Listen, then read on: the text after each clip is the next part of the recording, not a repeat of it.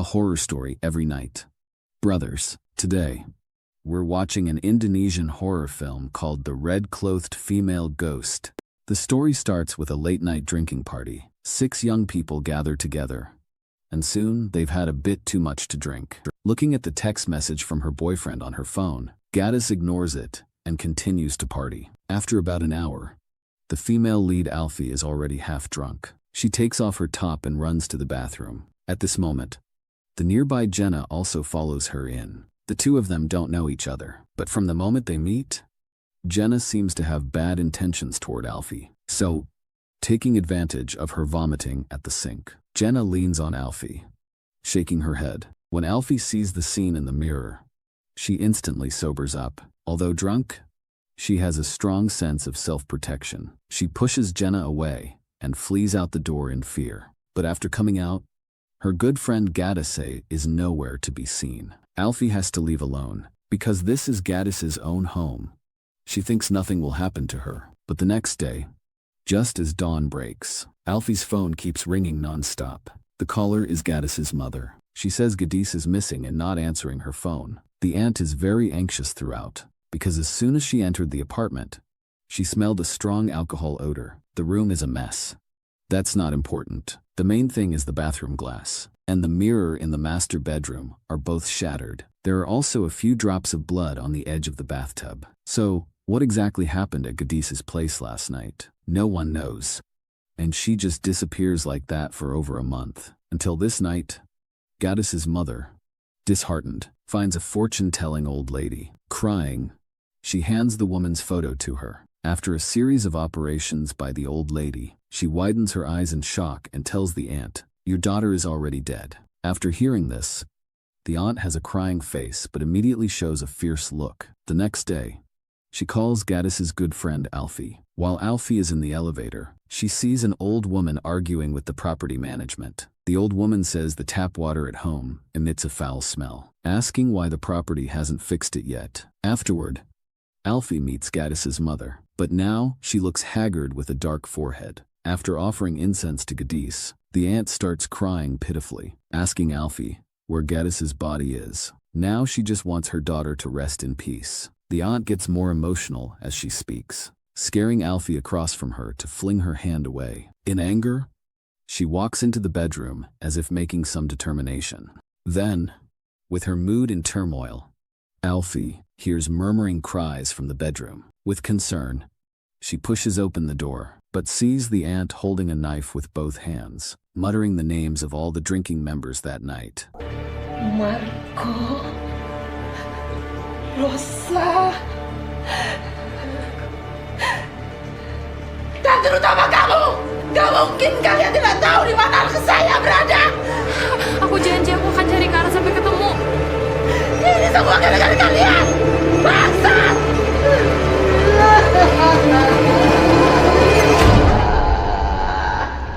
Alfie leaves the aunt's house in great panic. As her mood gradually calms down, a fortune-telling old lady stares at Alfie for a long time, then asks, "What's wrong with your friend? She looks very ill." After hearing this, Alfie feels it's utterly ridiculous. Thinking this is a common trick in their line of work, she turns and leaves. But in the mirror, a woman faintly appears at this moment. At midnight that night, Jenna, as usual, returns to her apartment drunk. With a flushed face, she enters the elevator, presses the floor corresponding to her home. But as the 2 steel doors slowly close, at the hazy end of the corridor, a long-haired woman in red appears. The person just stands there. At first, Jenna doesn't pay attention. When the elevator reaches the 4th floor, the door opens, and there seems to be someone outside. Jenna curiously sticks her head out. Just one glance, and the drunk her is instantly scared sober, because, in the corridor upstairs, that red-clothed woman appears again. He feels a bit panicked. At this moment, the elevator opens again. The woman is getting closer and closer. Jenna desperately presses the closed door button, silently praying for God's blessing. But unfortunately, the door still opens. The woman extends her arms straight, roaring as she charges into the elevator. In the critical moment, The elevator reacts quickly and blocks the female ghost outside. Jenna temporarily breathes a sigh of relief. But not long after, some movement comes from behind her back. It's the female ghost laughing. It has sneaked into the elevator. Jenna is scared and struggles fiercely to squeeze out through the gap. The chill on her back instantly spreads to her heels, and her heel is suddenly grabbed by the female ghost, dragging Jenna back inside. He yells loudly. The two steel doors lose control at this moment, clamping Jenna's neck.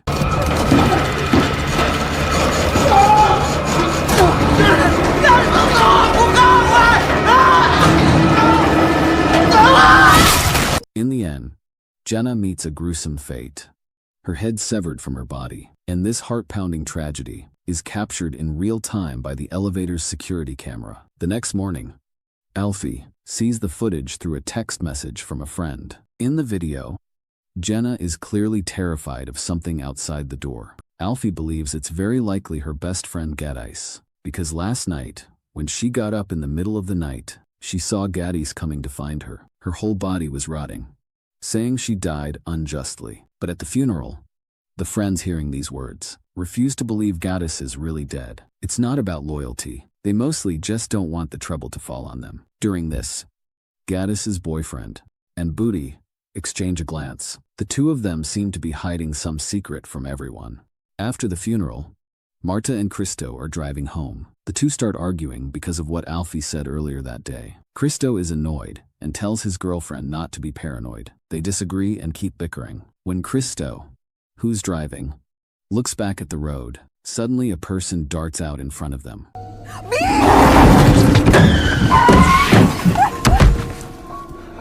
Cristo and Marta freeze in place for a moment. It takes them a while before they open the doors and get out. The surroundings are covered in thick white fog, with rows of tall trees everywhere. The two look around for a long time, but find nothing. There's no blood on the ground either. At that moment, Cristo spots something first. He sees the woman they hit, slowly floating up from the ground and turning around.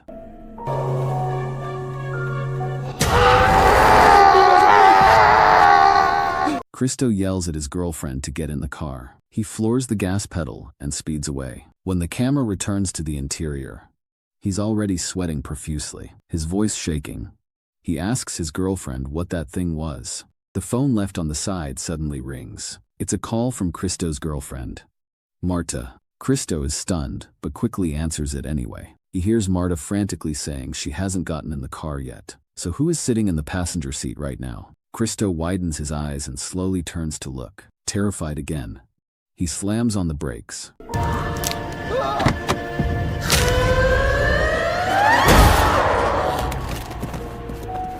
After jumping out of the car in disbelief, an SUV comes straight at him and sends him flying. Afterward, Marta, panicked, finds Alfie's house. She loudly recounts what just happened. She says she clearly didn't see anything, but Cristo acted like he lost his soul and desperately got in the car and drove off. With strange things happening one after another, Alfie remembers the mysterious old fortune teller from that day. The next day, the few of them gather at the old lady's shop, but for some reason, Buddy's phone keeps going unanswered.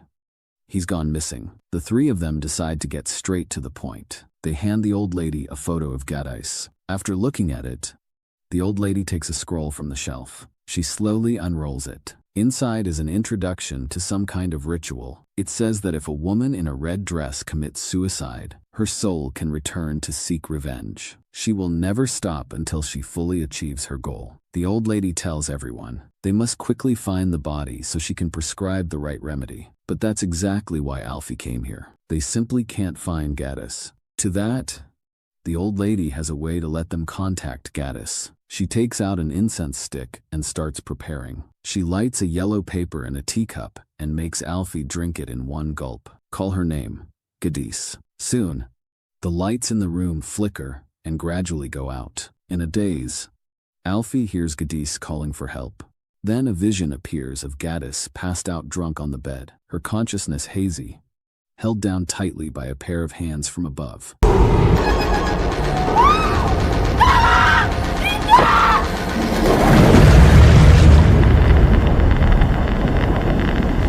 But just as they're getting closer to the truth, The ritual is suddenly interrupted. Alfie gasps and gets up from the floor. Only then does she realize the old lady has been possessed by the ritual's backlash. She thrashes wildly and attacks the three in the room. She grabs a shard of glass from the floor and catches Marta hiding in the corner. Will stab the broken glass into her back again and again like a maniac. Leo grabs a stool from behind and smashes it at her, but the old lady's body is incredibly tough. She lunges at Leo and pushes him out onto the balcony. In the end, she loses her balance and falls from the building. That finally ends the dangerous scene. Afterward, Alfie calls an ambulance and sends the seriously injured Marta to the hospital. Then, together with Leo, she goes to Gadich's apartment, because when the old lady was out of her mind, she said everything started in this apartment. Leo pulls the handle, surprisingly. The door isn't locked, and as soon as they step inside, a strong, pungent, rotting smell hits them. Using flashlights and following the odor, they slowly push open the master bedroom door. They see Gadich's mother has hanged herself from the ceiling in her own home, wearing a red dress. It turns out everything that happened to them before was all revenge from this mother.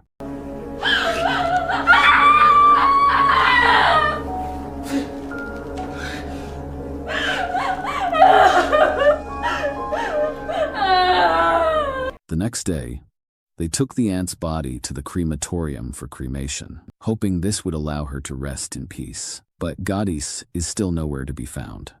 Alive or dead. As a mother, could she really depart in peace? That night, Marta, who was recovering in the hospital, started experiencing some strange things. At first, while Alfie was waiting for her little sister to finish bathing, she called Marta to check on her injuries. But when Marta picked up her phone, she saw Gadich's name instead. She was so startled, her whole body trembled. As the phone dropped to the floor, the hospital bed she was lying on began folding up from the waist area.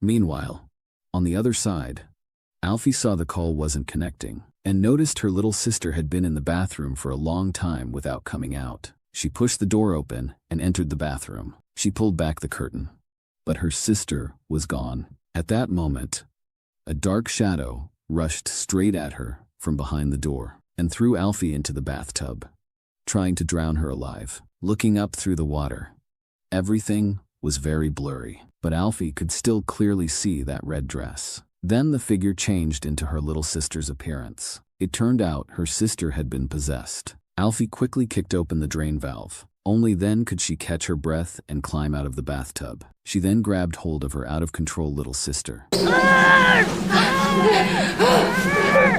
She hurriedly called Leo on the other end and told him this wasn't over yet. At her most emotionally broken moment, Alfie heard the faucet dripping steadily. This reminded her of the day she went to Gadich's apartment, when an old lady was arguing with the property management about the tap water having a strange smell. So she told Leo to meet at the apartment and quickly hung up. She arrived first at the rooftop of Gadich's apartment building. She looked around and finally spotted a water tank in the middle. As Alfie lifted the lid, a strong stench of decay hit her nose. She had finally found Gadis, missing for nearly 2 months. By now, her entire body was severely decomposed from being soaked in water. Alfie desperately called out her best friend's name. Soon after, Leo also rushed over. Following Alfie's guidance, he climbed up near the water tank. That's when he noticed Gadis was clutching a necklace in her hand. When they took the necklace off and looked at it, Leo's name was engraved on it. Alfie was about to ask something when Leo struck her from behind with a blunt object, knocking her into the water tank.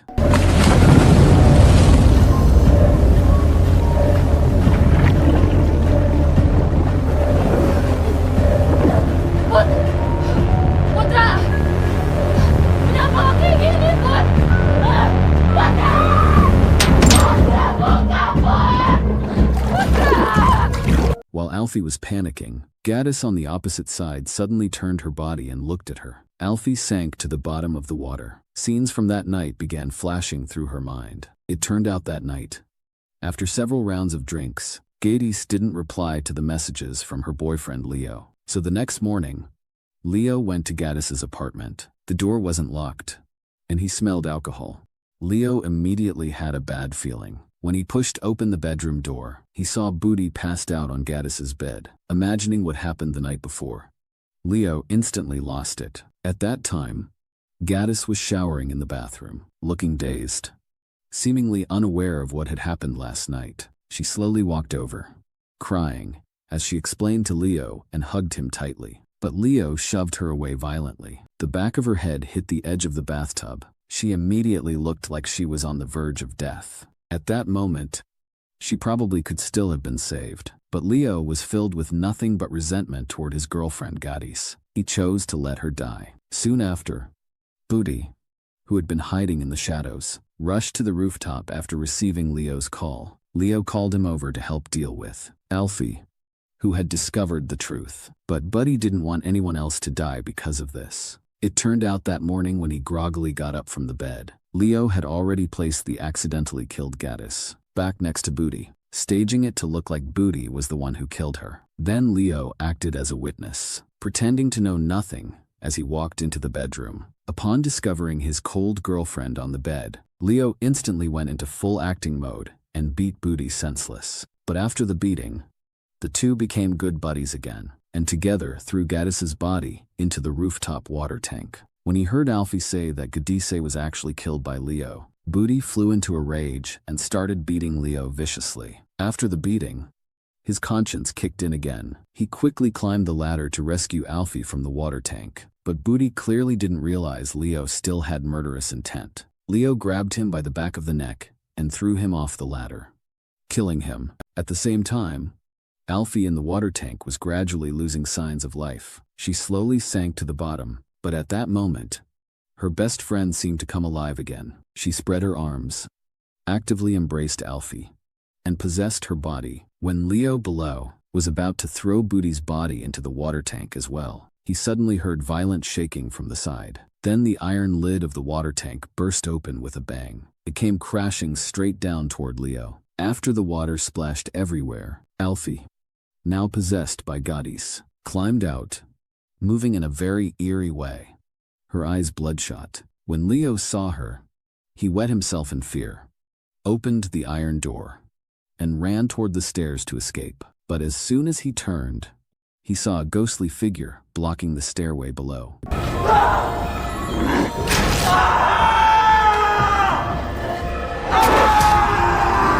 Gadis used the steel door to clamp Leo's legs and kicked him repeatedly. She picked up a utility knife from the ground, ready to kill this scumbag. But as the knife was about to stab toward his heart, Leo cried and played the emotional card, begging Alfie to spare him. After a round of pleading, Alfie gradually regained her senses and loosened her grip on the knife. But Leo didn't hesitate. After pulling out the knife, he stabbed Alfie back with it.